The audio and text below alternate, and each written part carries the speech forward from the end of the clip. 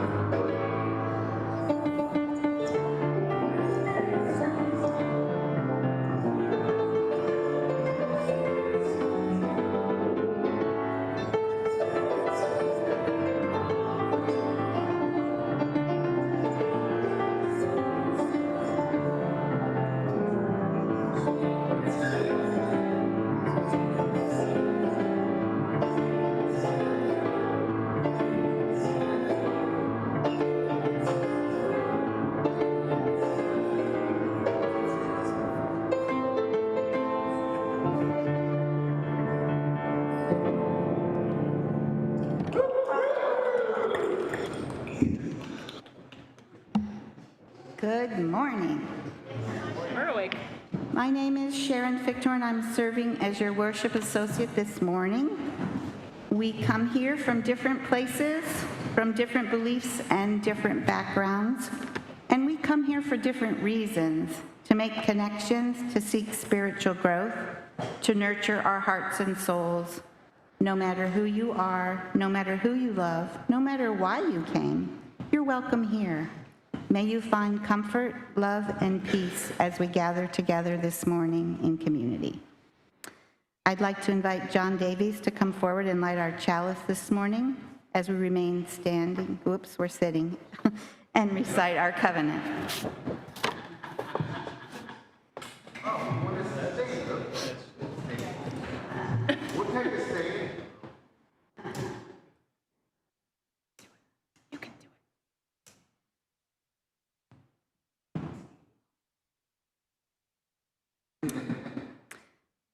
We covenant to embrace one another in community by welcoming all with an open heart and generous spirit, seeking to understand others with grace and patience, speaking our truths bravely and respectfully, and creating space for all to be heard, acknowledged, and valued. Now please take a few moments to greet your neighbor. Hi, neighbor.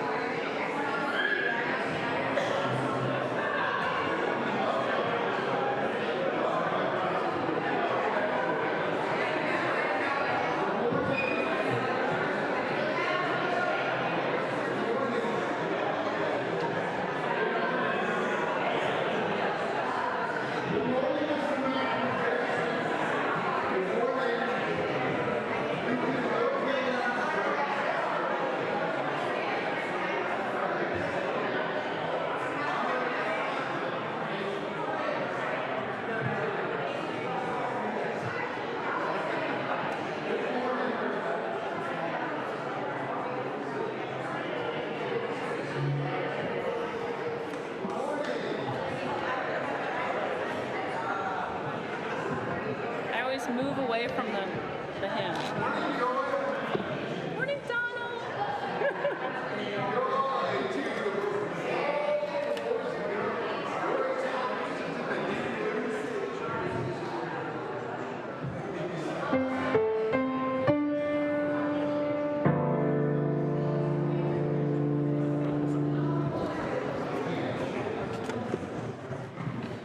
Welcome to everyone who is here in the sanctuary this morning, and also to those who are viewing this service online. If this is your first time at UUCDC, we extend you a special welcome. For those who are online, please remember to open your chat box so you can communicate with others, and turn on closed captioning if that's helpful for you. If you are new, after the service, you can meet with one of our ambassadors who will tell you more about UUCDC. Ruth is in the back there, and she will meet you near the doors of the sanctuary.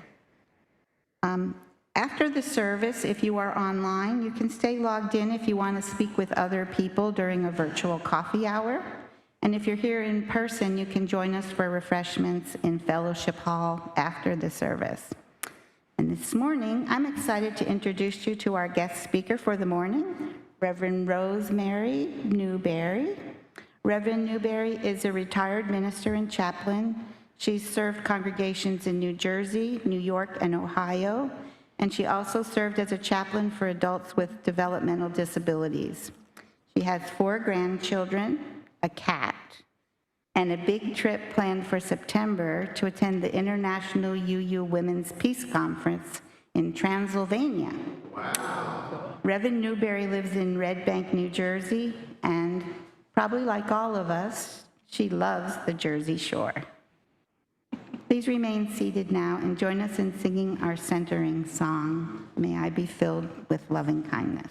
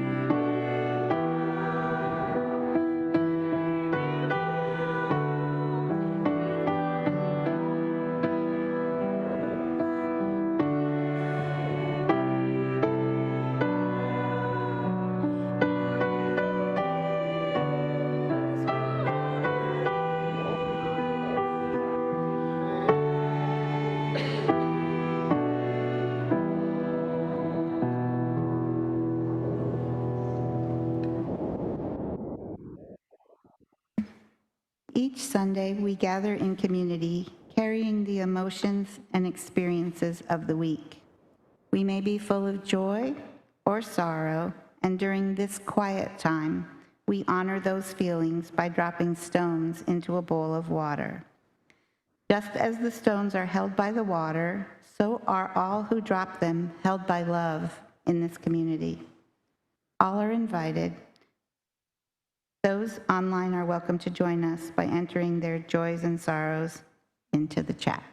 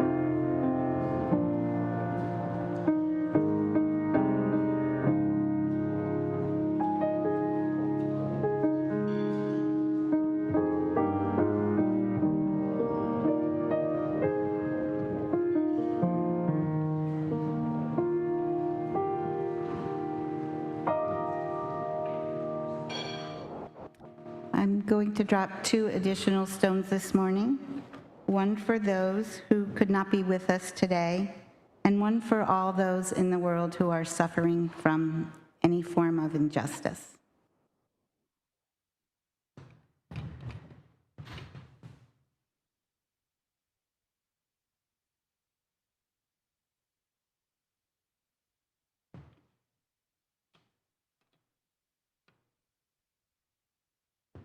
Let us breathe.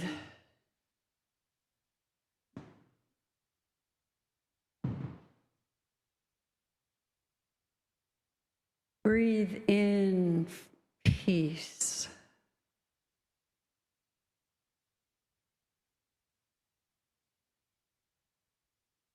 Breathe out anger.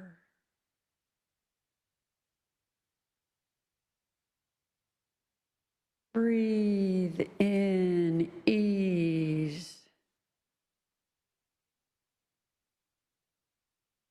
Breathe out frustration.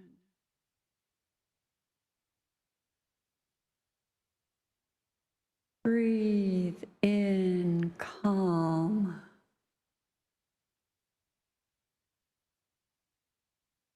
Breathe out chaos.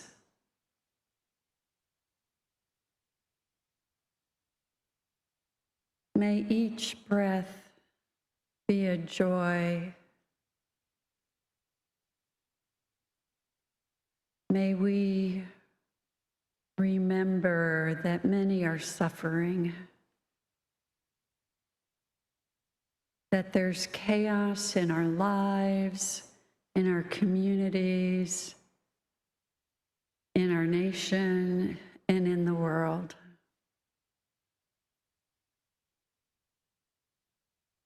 May our breath be unified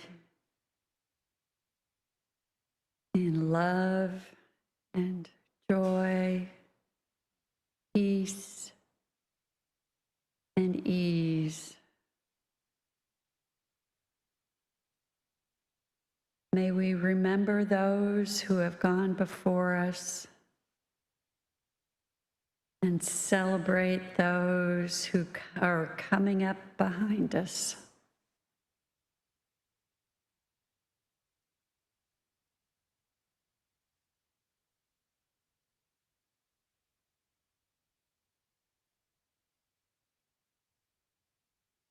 Amen.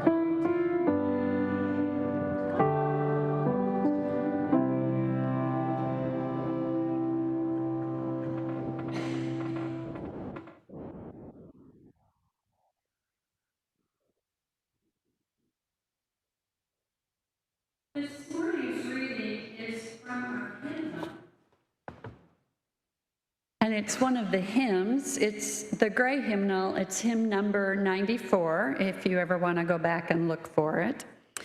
And it's called What is Life?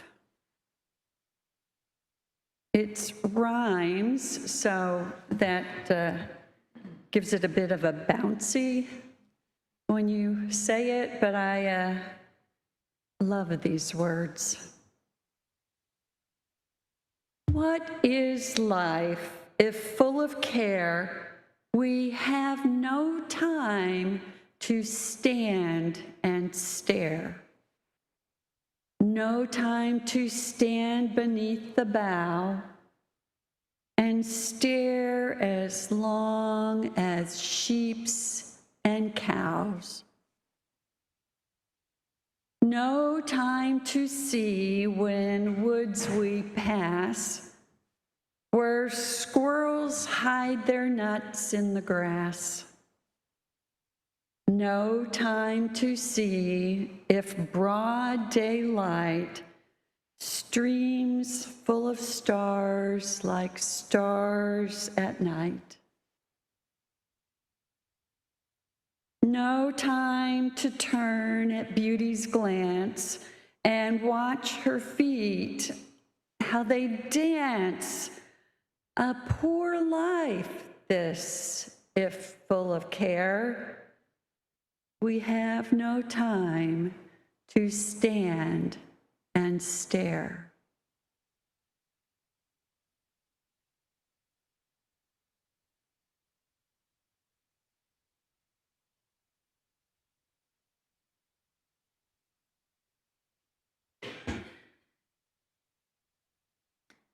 At this time in our service, we ask for your financial support.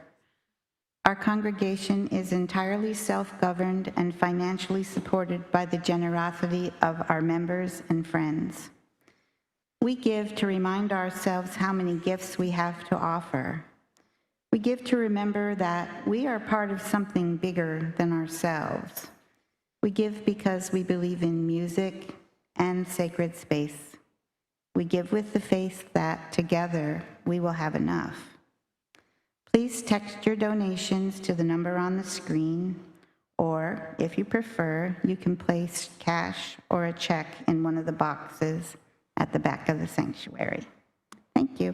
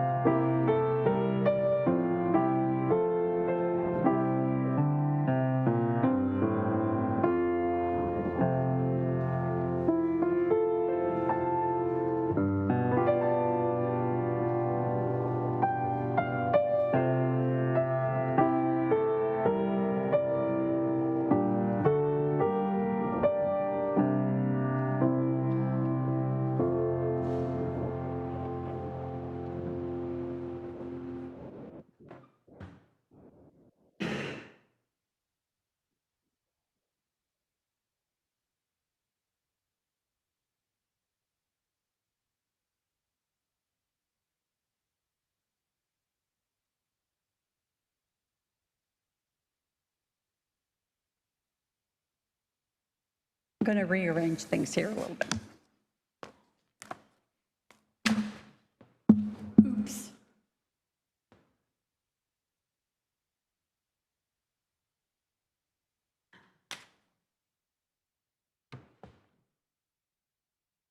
I'm taking over. Did I hear a yay? I was like, what? Go for it, huh? You know, it's just great to be here. I know some of you from personal interactions and work within the UUA. I've known many of your ministers. So this place is known to me. It's the first time that I'm here, and I'm just very excited. And the trip is no further than the trip I made when I was the minister at the Queen's congregation in New York. So, you know, I could go either way. All right, so now here's a question for y'all. Anyone here familiar with Campfire Girls? Oh, we got a couple. Oh, good. I always need a couple in the audience. So for the rest of you, they were an organization of girls very similar to the Girl Scouts. Now, in my hometown, now I'm going to slip into this hillbilly accent because that's where I grew up, and I can't help it. So in my hometown, there were no Girl Scouts, only Campfire Girls. We had bluebirds instead of brownies, and our uniforms were navy skirts, white shirts, and a red, white, and blue kerchief. Now the organization is called Campfire USA. It's been co-ed since 1977, which I was really surprised about. And it's over 100 years old. Now, I learned many things from Campfire Girls. Making a fire with only one match, donut holes cooked in butter, and then dipped in cinnamon and brown sugar, and how to successfully bob for apples. There's a trick, and I ain't telling. Okay, so what I remember the most were the activities, but obviously there were deeper things at work on me that I probably wasn't quite aware of, you know, being a child, and their mission was, still is, building, caring, competent youth and future leaders. I turned out pretty good. But one thing that still rings in my head is one of their songs, and it's the Campfire Law. Worship God, seek beauty, give service, and knowledge pursue. Be trustworthy ever in all that you do. Hold fast unto health and your work glorify, and you will be happy in the law of Campfire. You guys are the first ones that didn't have somebody singing along with me. Very Girl Scout in this area, I can tell. And I love having fun with you all, so get used to it, right? Okay, so seek beauty. I love that this song puts a mandate of seeking beauty before work. Right? Seek beauty, then give service, then pursue knowledge, and then way down, you know, you work glorify. But so many of us have put work and other things before seeking beauty or practicing beauty. I know that we need a livelihood for basic necessities. And these are two different things, but both necessary. Work for basic survival, but beauty for growing souls. Now, Maslow's hierarchy would say that those basic needs are the most important. And for most of us, I am guessing we're getting those met, even though it might not be easy. And I will say, if anybody, your basic needs aren't met, then I recommend you give a call here to the office, and you all will have, this church, this community, this congregation will have a pastoral call, and we'll speak with you, because we are here to support. Now, at my current age, I have an appreciation of how Campfire might have contributed to the growth of my soul. Now, I'm sure that there are many other influences you all probably know: family, church, congregation, school, friends, the culture at large. They all have an influence. But I want to talk about how to grow our souls. I think that this is a conversation that we should be having in our congregations. Growing our souls.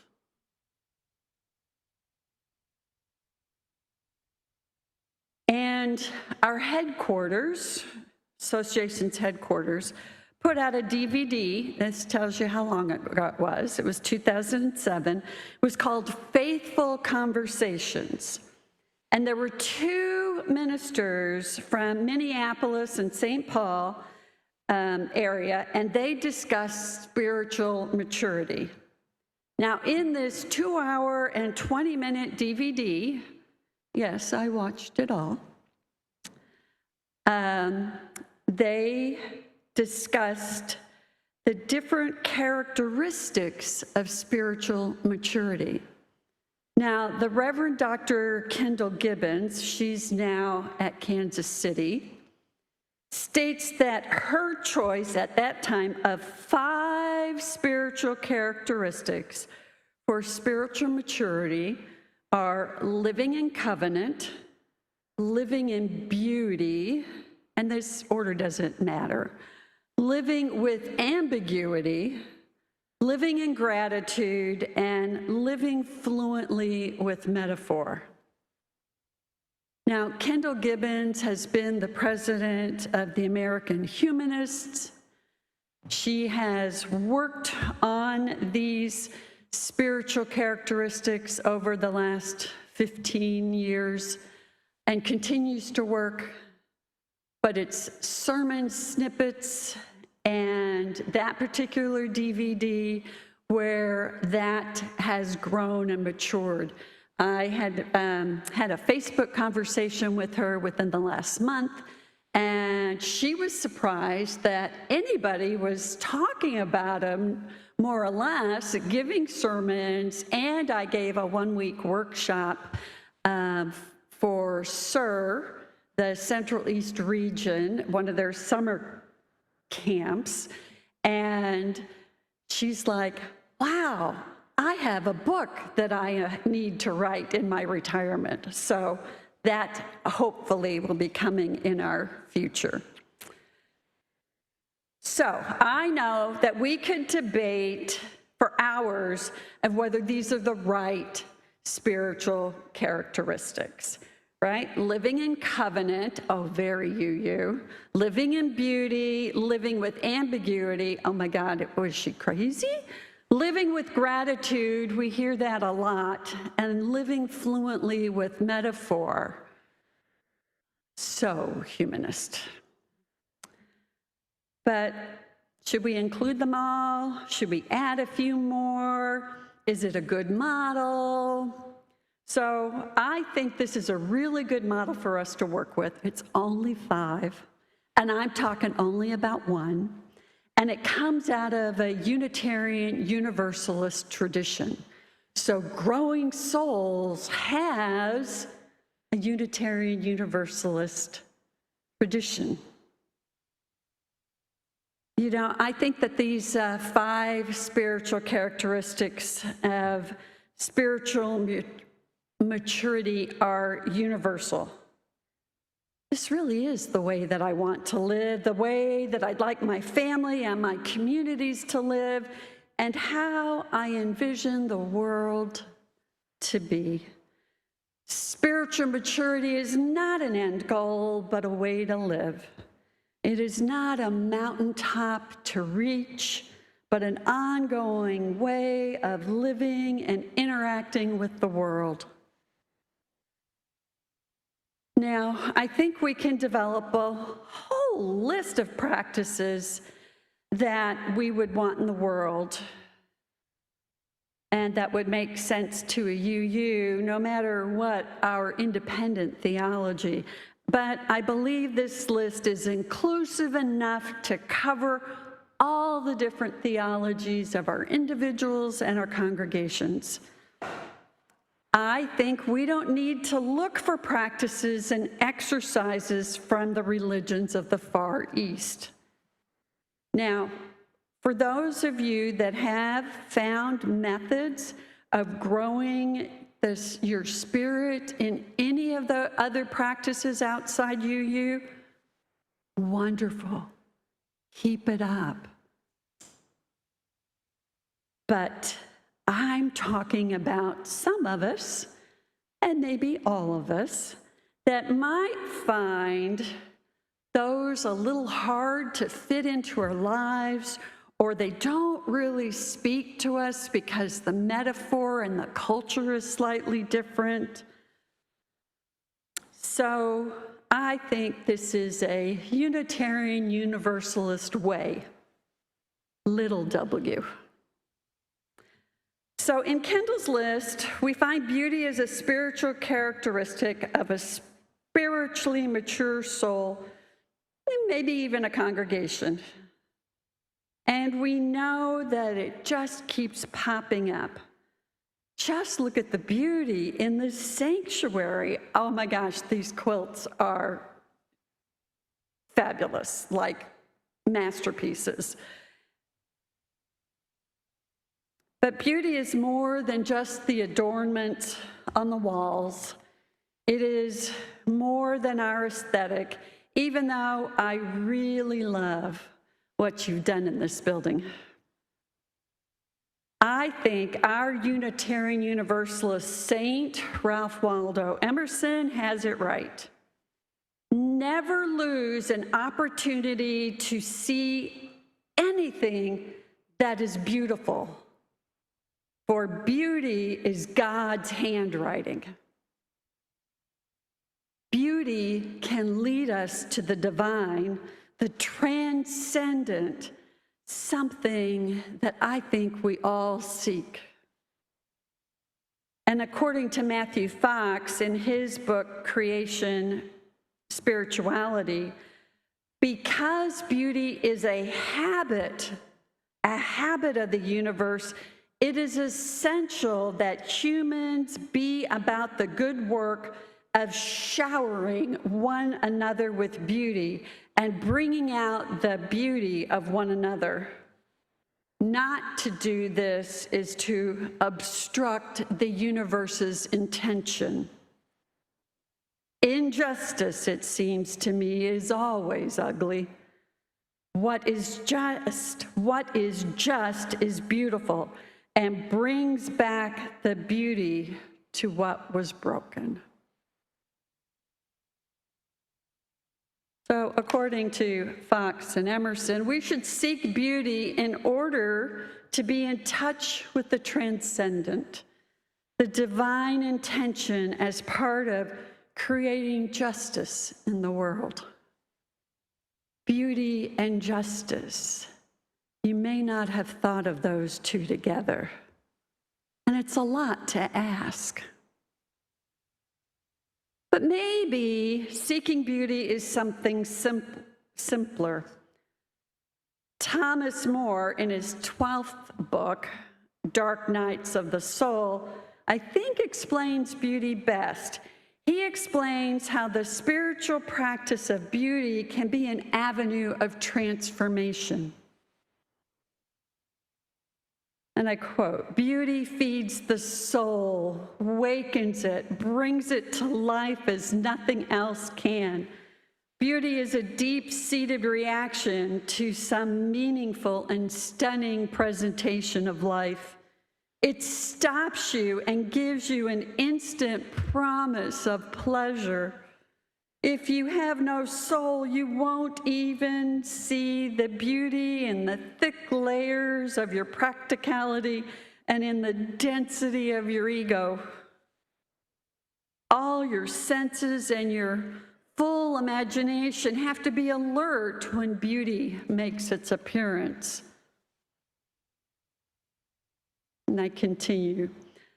"The beauty of a thing is its depth and meaning being revealed. To perceive that beauty, you need an eye for both appearances and for the invisible radiance of a thing. You also need the capacity to be affected. But many people walk through life defended against all positive influences. They are not open to invitations and messages coming at them at every turn. They wonder why life feels empty and meaningless, when the problem is not the absence of meaning, but their blindness and deafness to it. Beauty nurtures the soul by serving the spirit. Beauty takes you out of your cramped, merely personal worries and sets you down in a field of eternity. The essence of spirituality is an enlargement of vision. The experience may only last a moment, but in these matters, a moment is just enough. You need a transcendent sense of things, not one that lets you escape from your situation, but one that gives you an added perspective. In this, beauty and religion serve similar purposes. And so it's no wonder that they are so often allied. We need to be affected by beauty. Beauty gives us a life of meaning. Beauty feeds the soul. This is not external beauty. This is not the ideal of perfection in a leaf or a woman's face. This is about the beauty of creation, the beauty of the wonder of the universe, the beauty in the simple things, and the beauty in the profound. So how do we practice beauty? We know spiritual practices of prayer, meditation, music, a Japanese tea ceremony, martial arts. Seeking beauty is a spiritual practice. It's just different from those that I just stated and ones that we commonly talk about. I happen to know many ministers who who are certified spiritual directors. I also know many ministers who seek spiritual directors as an act of developing their spiritual life and growing their souls. One minister shared that her spiritual director told her to do something in the arts each week. So she went to plays, concerts, exhibits. She said that she tried all kinds of new things that she would have never thought to do before. She tried different cultures and different genres.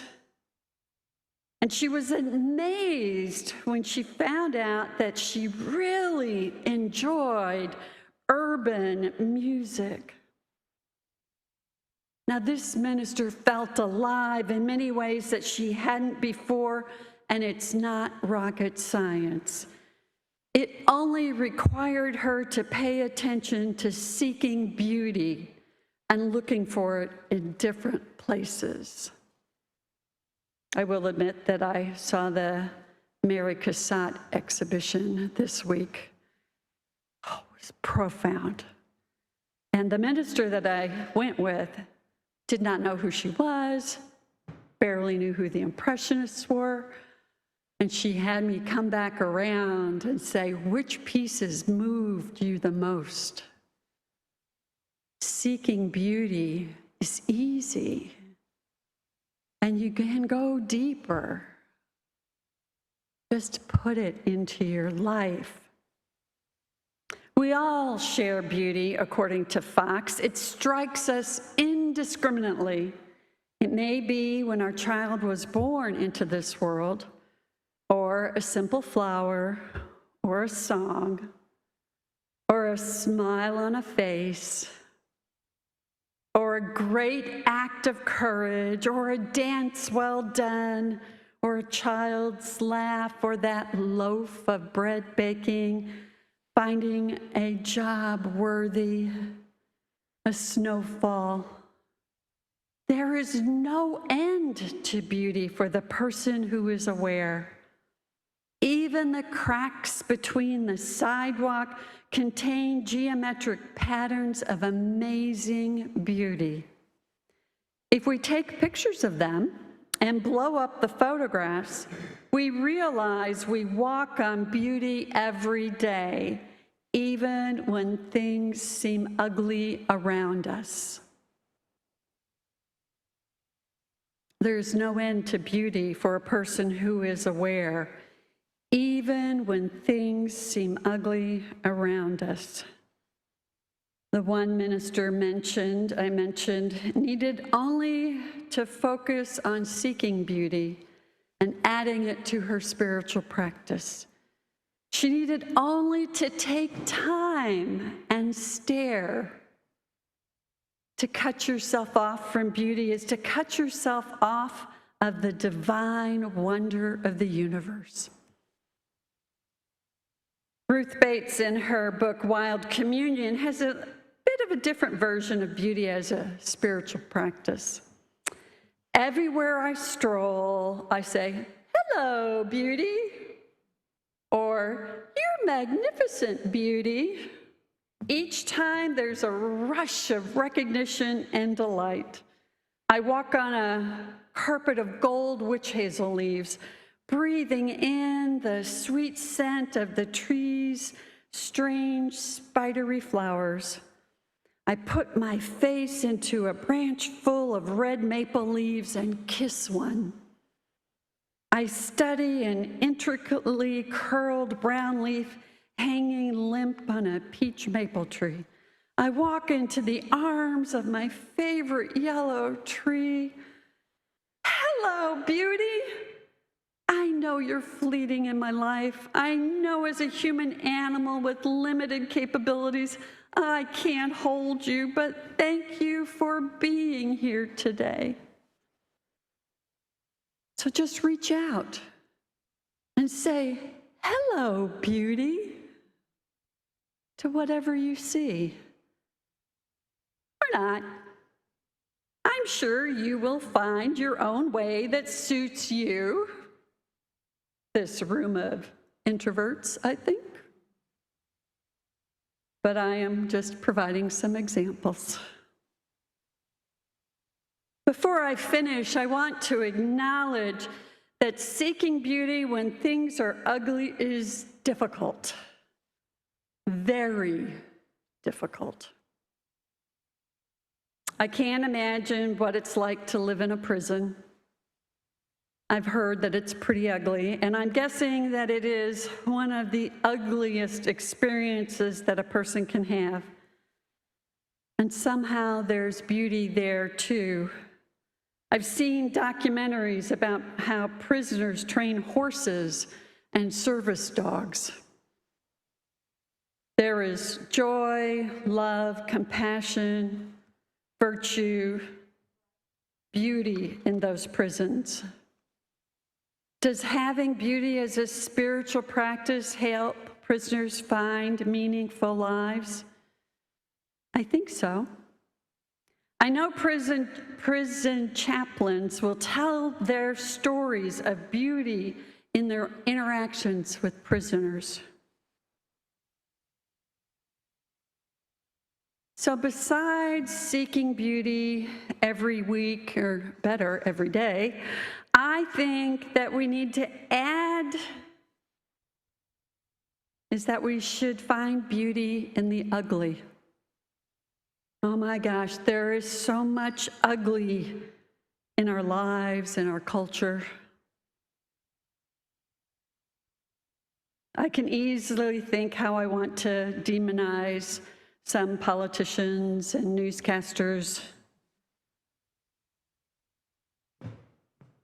And it's hard for me to find beauty in them.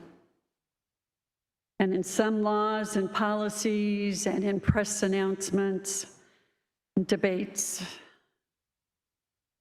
It's hard for me to look beyond the ugliness.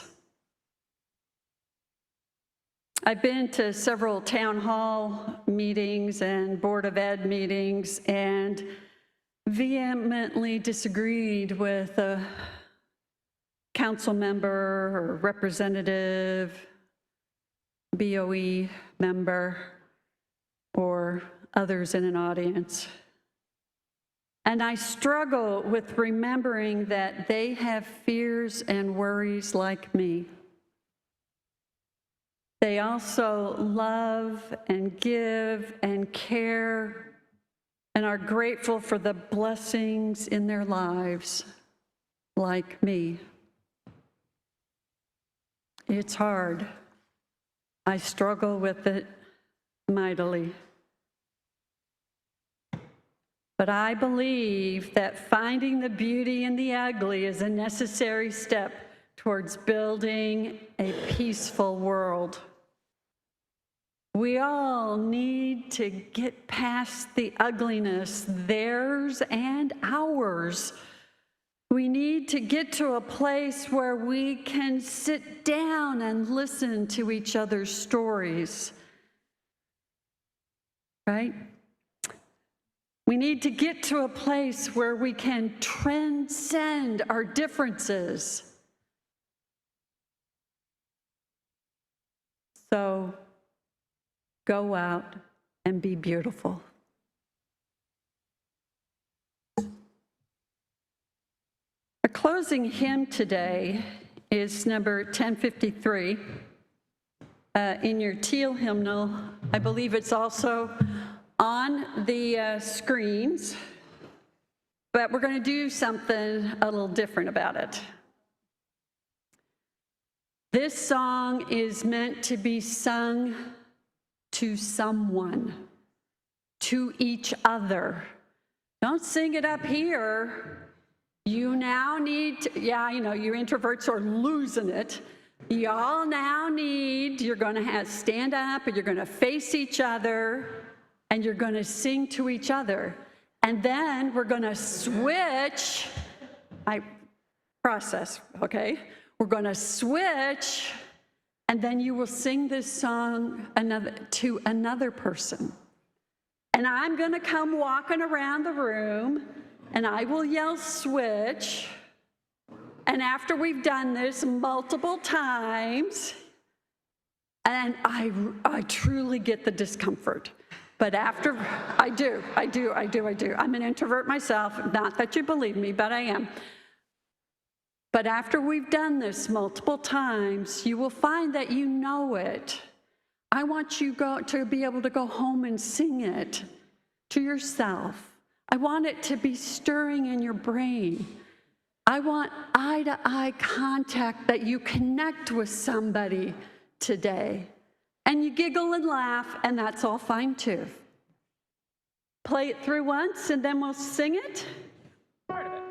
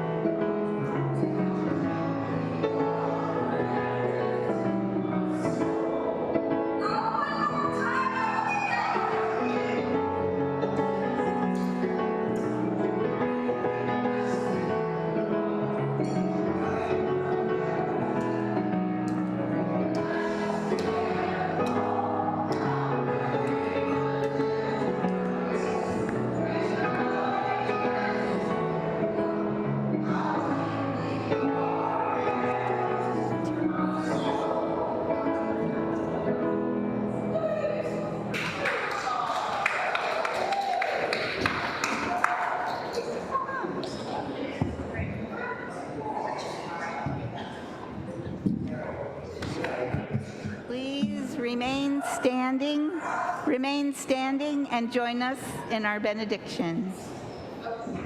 For those who come here seeking God, may God go with you. For those who come embracing life, may life return your affection.